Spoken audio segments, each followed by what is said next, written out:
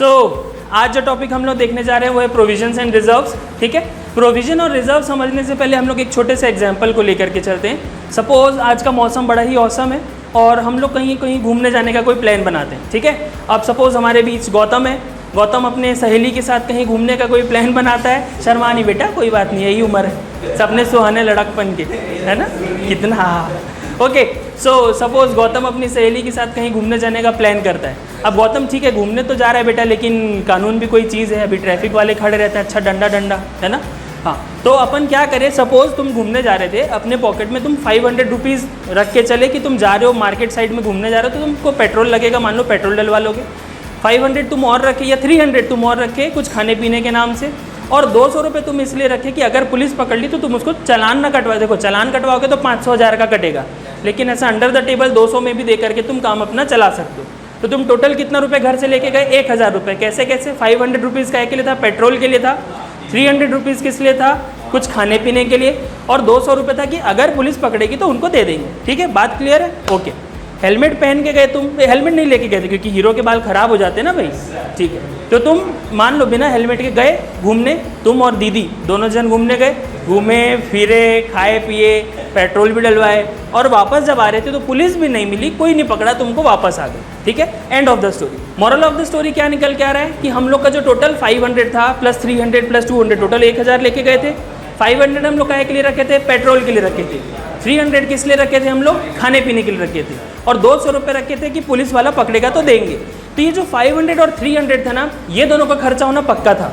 ठीक है, 500 का पेट्रोल डलवाना ही था, तुम जा रहे थे, जाओगे दीदी को खिलाओगे तो 300 खर्चा पक्का था।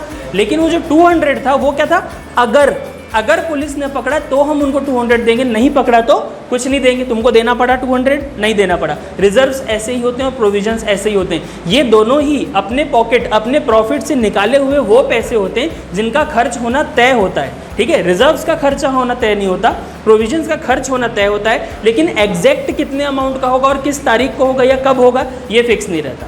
ठीक है, जैसे कि वो मूवी थी एक, मुझसे शादी करोगी, नहीं ऑफर नहीं है, बस पूछ रहा हूँ, एक देखियो ना मूवी।